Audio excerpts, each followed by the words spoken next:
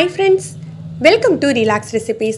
இந்த மழைக்காலத்துக்கு ஏற்ற மாதிரி காரச்சாரமாக ஒரு வாழைக்காய் வறுவல் எப்படி பண்ணலான்னு பார்க்கலாங்க.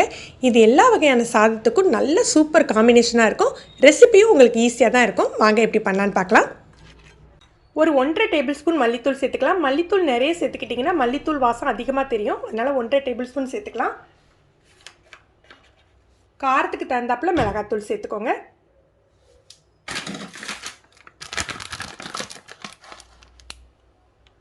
ஒரு 2லேருந்து 3 டேபிள் ஸ்பூன் வரைக்கும் அரிசி மாவு சேர்த்துக்கலாம்.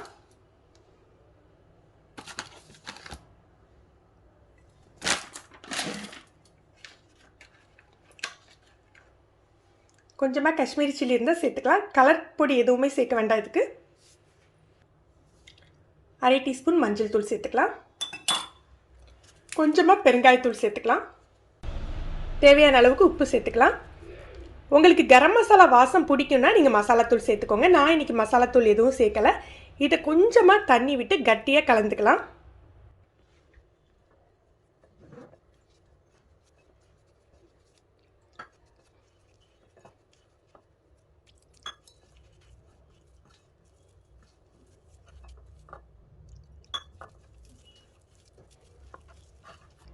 வாழைக்காவை இந்த மாதிரி நீளமாக நம்ம பஜ்ஜிக்கு வெட்டுவோம் இல்லையா, அந்த சைஸ் நீளம். ஆனால் திக்னஸ் பார்த்தீங்கன்னா கொஞ்சம் திக்காக இருக்கிற மாதிரி வெட்டிக்கோங்க.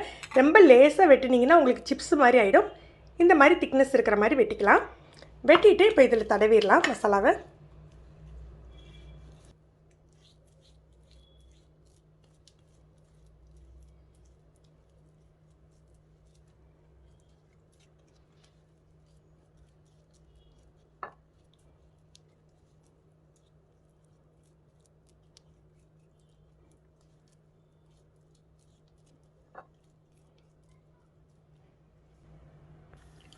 இந்த ரோஸ்ட்டுக்கு நம்ம நிறைய ஆயில் போட வேண்டாங்க. நம்ம டீப் ரோஸ்ட் பண்ண போகிறதில்ல, டீப் ஃப்ரை பண்ணுறதில்ல.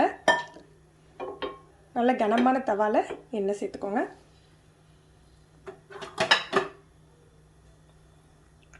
எண்ணெய் சூடானாக்கில் நம்ம லோ ஃப்ளேமில் வச்சு தான் இதை ரோஸ்ட் பண்ணணும். ஏன்னா நம்ம அரிசி மாவு சேர்த்துருக்கிறதுனால ஹை ஃப்ளேமில் இருந்ததுன்னா உங்களுக்கு கருத்துரும்.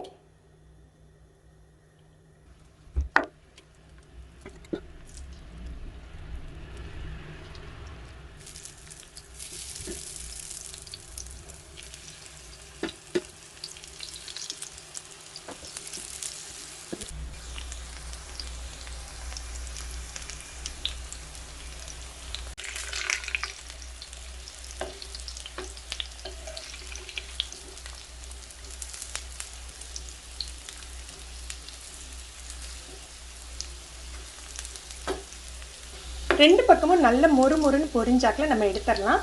உள்ளே சாஃப்டாகவும், நம்ம கொஞ்சம் திக்காக போட்டிருக்கிறதுனால உள்ளே சாஃப்டாகவும் வெளியில் நல்ல மொறுப்பாகவும் இருக்குங்க. இப்போ காரச்சாரமாக நல்ல மொறுப்பாக வாழைக்காய் வறுவல் தயாராகிடுச்சு.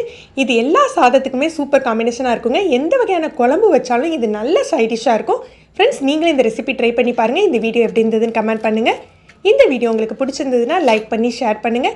நீங்கள் நம்ம சேனலுக்கு புதுசுனா ரிலாக்ஸ் ரெசிபி சப்ஸ்கிரைப் பண்ணி மறக்காமல் கீழே உள்ள பெல் பட்டனே ப்ரெஸ் பண்ணுங்கள்.